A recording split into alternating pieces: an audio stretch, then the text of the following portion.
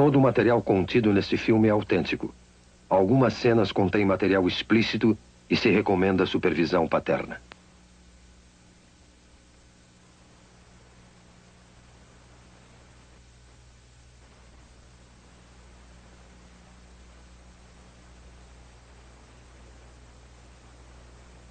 Agora podemos perceber o grito silencioso na face desta criança que agora enfrenta a iminente extinção. O grito silencioso.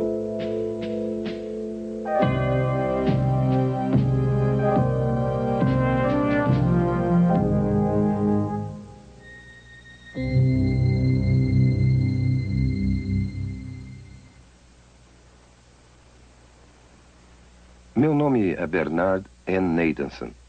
Sou um médico e também obstetra e ginecologista.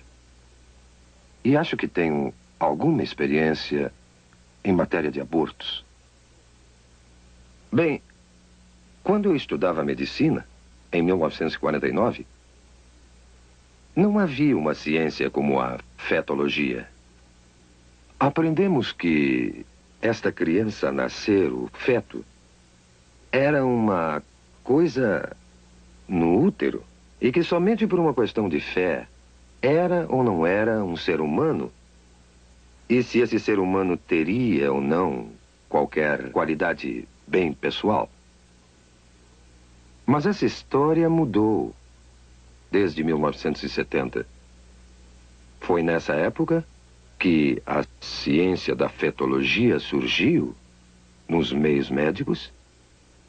Surgiu pela mera apresentação de grandes e novas tecnologias, como a imagem ultrassônica, o monitor eletrônico do coração fetal, fetologia, histeroscopia, teste imunológico e uma série de outras novas tecnologias que hoje constituem, de fato, o corpo da ciência da fetologia.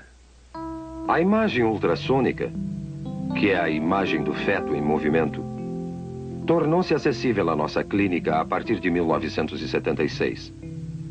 A sala para exames ultrassônicos consiste de uma convencional mesa de exame e do aparelhamento de ultrassom. Essa máquina que vemos aqui. A mulher grávida é colocada na mesa para o exame.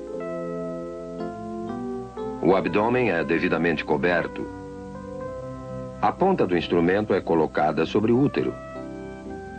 O aparelhamento consiste basicamente de um cristal que emite ondas de som em alta frequência.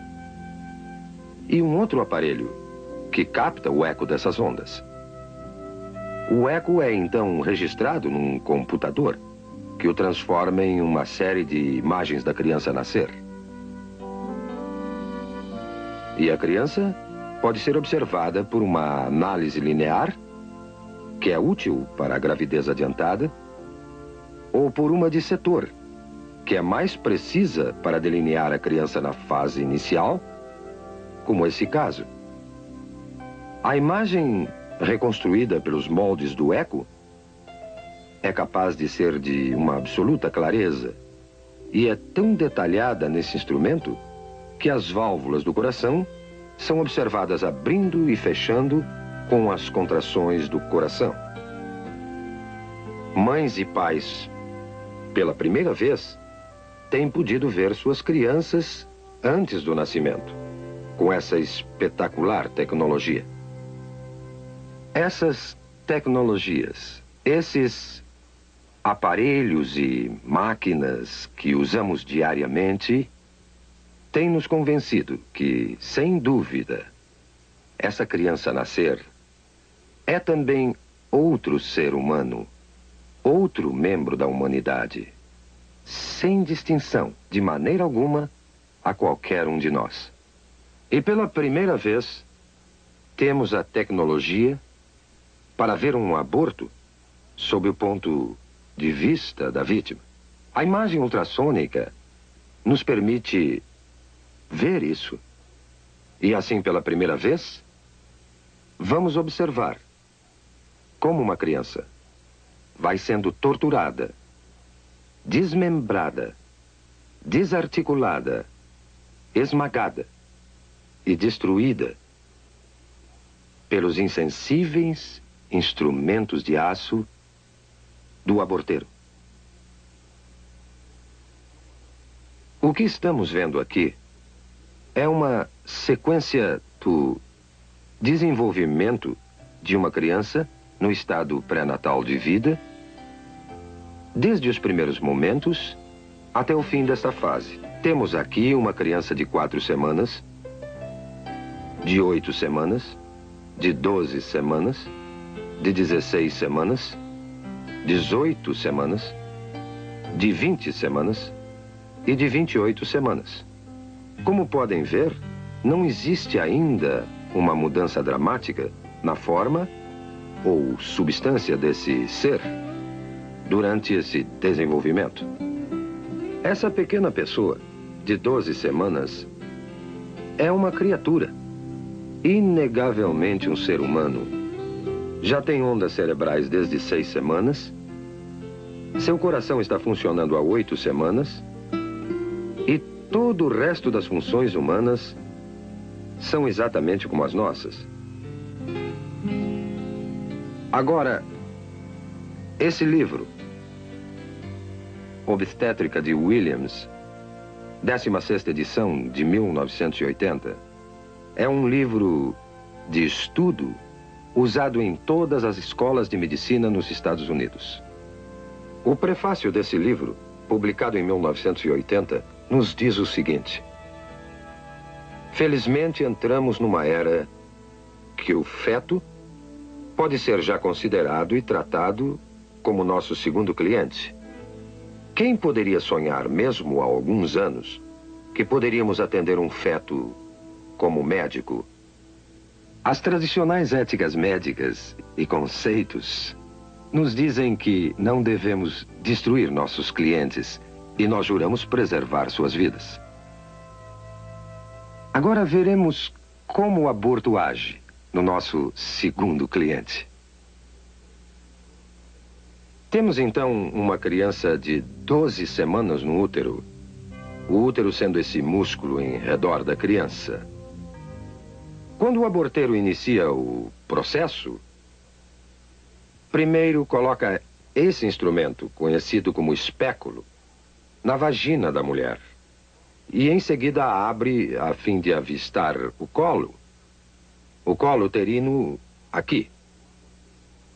Tendo avistado o colo, o aborteiro, então, pega esse instrumento, conhecido como tenáculo, firma-o seguramente com o espéculo no colo. Desta maneira, grampeia bem o tenáculo para firmá-lo melhor ao colo do útero. Outro instrumento que é posto em ação é chamado sonda. Esse instrumento é colocado dentro do útero, depois retirado, para o aborteiro determinar exato a profundidade e o tamanho do útero. Depois, esse grupo de dilatadores, esses metálicos, curvos instrumentos, são usados para fazer a dilatação do colo, a fim de aplicar finalmente os mencionados instrumentos de aborto. O aborteiro primeiro introduz o mais fino desses instrumentos dentro do colo, a fim de dilatá-lo, girando o instrumento para uma parte mais larga, introduz essa ponta e vai então trabalhando através das várias graduações que aumentam o tamanho final do instrumento dilatador. Depois, passa a usar um instrumento conhecido como aparelho de sucção, o qual está sendo retirado de um recipiente esterilizado para seu uso. E então, isso será inserido no colo dilatado até chegar ao útero, para então perfurar o saco que cobre a criança, esvaziando do fluido que a cerca. O instrumento é posto em direto contato com a criança numa pressão aproximada a 55 milímetros de mercúrio aplicada na ponta desse instrumento, que está ligada a um longo tubo grosso de sucção e a instrumentação abortiva, que é o aparelhamento do outro lado. A ponta de sucção começará a destruição da criança. Pedaços do corpo são separados, um por um, até ficar somente fragmentos do corpo e a cabeça. A cabeça é grande demais para passar pela tubulação. Para isso é necessária a aplicação de outro instrumento, chamado pinça de pólipo, dentro do útero, através do colo já dilatado. E o aborteiro, então, terá que pegar a cabeça da criança, que flutua livre dentro do útero, entre os anéis desse instrumento. A cabeça é então dilacerada e seus pedaços removidos com seus respectivos ossos. E o aborto, então, estará concluído. Já vimos como uma criança de 12 semanas aparece na tela ultrassônica. Também vimos a mecânica, todas as fases do aborto de 12 semanas. Agora, pela primeira vez, veremos um filme feito com a verdadeira imagem ultrassônica de um aborto de 12 semanas. Não se esqueça que não é um caso fora do comum, um aborto tardio.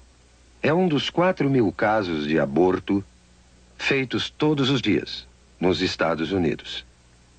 Esse filme foi feito numa clínica de abortos. O médico que realizou o aborto foi um jovem que trabalhava em 2 diferentes clínicas de aborto ao mesmo tempo. Ele já havia feito mais de 10.000 abortos na sua vida. Quando lhe pediram para assistir uma exibição deste filme, ele ficou tão chocado do que ele fazia que saiu da sala por um momento. Voltou para ver o final, mas nunca mais fez outro aborto. A moça que manobrou a verdadeira câmera ultrassônica era uma feminista e a favor do aborto.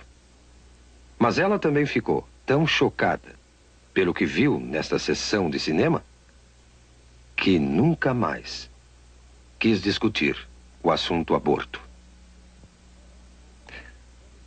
Mas vamos voltar ao filme em questão. Estamos observando um detalhe de uma verdadeira imagem ultrassônica de uma criança de 12 semanas. A criança está colocada nesta direção. Vocês estão vendo a cabeça da criança aqui, o corpo inteiro da criança aqui, e essa imagem é a mão da criança perto da boca.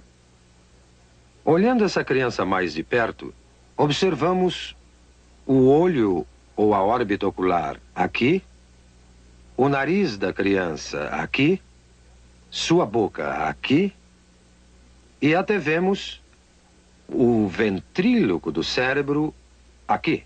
Esse é o fluido que enche os espaços do cérebro. Vemos o corpo da criança aqui, com as costelas em silhueta, e sua coluna vertebral atrás. Essa é uma área granulada de tecidos. Na parte superior, parece ser a placenta da criança. Podemos até distinguir aqui as coxas, as extremidades inferiores saindo do corpo, desta maneira. Agora, vamos à ação. Vemos o coração batendo no peito da criança. Suas batidas são de 140 por minuto aproximadamente. Agora, vemos a criança se movendo dentro do útero. E observamos várias mudanças de sua posição. Ela ainda está colocada desta maneira. E a boca está recebendo o polegar da criança, a criança está outra vez movendo-se calmamente no seu santuário. Agora, esta sombra que estamos vendo na parte inferior da tela é a ponta de sucção que foi deliberadamente colorida para que possamos distingui-la com mais clareza. Mas o aborteiro dilatou o colo e está inserindo a ponta de sucção que podemos observar se movimentando na tela. Podemos notar que a ponta de sucção, que está aqui, quando se move em direção à criança, ela recua do objeto e começa a produzir movimentos violentos e agitados. A criança se move com mais determinação. Sua posição muda constantemente e ela retrocede mais uma vez aqui. A ponta de sucção ainda não tocou na criança e mesmo assim ela permanece agitada e movendo-se violentamente. A criança virou agora outra vez de perfil e a ponta de sucção volta mais uma vez a aparecer na tela. A boca da criança está aberta, o que veremos mais uma vez em outro momento. Mas esta ponta de sucção, que vemos se movendo violentamente na parte inferior da tela, é um instrumento mortal, que eventualmente irá destruir a criança. É só depois que o saco é perfurado para a saída do líquido que a ponta do aparelho entrará em contato com a criança. Mas podemos observar a ponta movendo-se enquanto o aborteiro procura o corpo da criança. Mais uma vez vemos a boca da criança aberta, como se estivesse emitindo um grito silencioso. Este é o grito silencioso de uma criança prestes a enfrentar sua extinção. Agora as batidas do coração aumentam dramaticamente e os movimentos da criança são mais violentos, como percebendo a agressão ao seu santuário. Está se afastando e podemos vê-la movendo-se para a esquerda do útero, numa tentativa patética de escapar aos terríveis instrumentos que o aborteiro usa para extinguir a sua vida. Agora, o coração está visivelmente acelerado. Suas batidas chegam a 200 por minuto.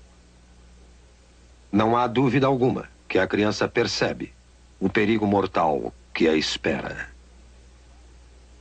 A membrana foi perfurada e o fluido escapou. Não se vê mais o reservatório de líquido protegendo a criança. Mas uma vez que o fluido saiu, a ponta do aparelho de sucção se firma no corpo da criança e a criança é puxada para baixo pela ponta de sucção do aborteiro com a pressão negativa aplicada e o corpo está sendo desmembrado sistematicamente e separado da cabeça. A cabeça está nesta direção aqui. Eu estou no momento delineando a cabeça. As partes inferiores já foram destruídas. E vemos a ponta de sucção brilhando de espaço a espaço na tela como uma série de ecos. Enquanto a criança está sendo empurrada de um lado para o outro, enquanto a ponta de sucção está sendo aplicada ao corpo desta maneira e o aborteiro está exercendo sua tração na criança. A cabeça é ainda perceptível aqui. O corpo já não se pode ver. Foi separado da cabeça. O que vemos agora é a cabeça mesmo, que é chamada linha média do eco, e vários fragmentos de ossos. Mas a cabeça, que estou delineando aqui, nessa criança de 12 semanas, é grande demais para sair inteira numa peça de dentro do útero. O aborteiro terá que empregar este instrumento, a pinça de pólipo, numa tentativa de segurar a cabeça. Ele agora tentará dilacerar a cabeça com esse instrumento, dessa maneira, e remover a cabeça aos pedaços de dentro do útero. O aborteiro e o anestesista têm um código secreto entre eles, que os protege da pavorosa realidade dos fatos. O aborteiro e o anestesista se referem à cabeça da criança, que agora é chamada de número 1. O anestesista, então, perguntará ao aborteiro: o número 1 já saiu? Já acabamos?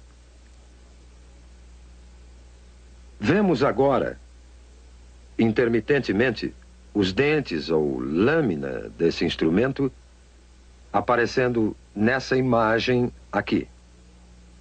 A cabeça tende a flutuar, solta no útero, e aqui estão os dentes ou lâmina desse instrumento vindo por aqui, e a cabeça está sendo agarrada pela pinça de pólipo e puxada para baixo em direção ao colo.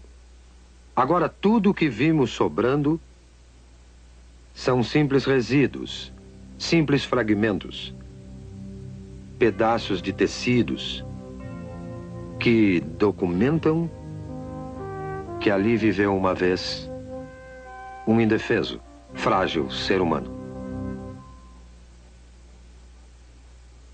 Considerando o impacto do aborto na nossa sociedade, vamos olhar algumas estatísticas do que realmente aconteceu nos últimos 20 anos. Nós temos dados confiáveis indicando que em 1963, bem antes do aborto ser legalizado pela infame decisão Roe versus Wade, eram efetuados aproximadamente 100 mil abortos ilegais anualmente nos Estados Unidos, e muito poucos legais. Em 1973, o primeiro ano que a decisão Roe versus Wade prevaleceu neste país, cerca de 750 mil abortos foram efetuados. E em 1983, o último ano do qual temos completos dados, foram feitos 1,5 milhão de abortos. Agora vamos ver o aborto como indústria. No ano passado, foram efetuados 1,5 milhão de abortos nesse país. E o custo médio de um aborto é de 300 a 400 dólares por operação. Isso criou uma indústria nesse país de uns 5 a 6 milhões de dólares por ano, colocando-o na lista das 500 maiores indústrias do mundo. 90% de todo esse dinheiro vai para o bolso dos médicos e o que sobra no bolso dos empresários que dirigem as clínicas. Tivemos investigações recentes sobre essas clínicas, que se ramificaram no país como cadeias de restaurantes. Sabemos que várias dessas cadeias se encontram na Califórnia, pelo sudoeste e vão até o sudeste dos Estados Unidos. E há alguma evidência agora que cada vez mais essas clínicas estão caindo nas mãos do crime sindicalizado nos Estados Unidos.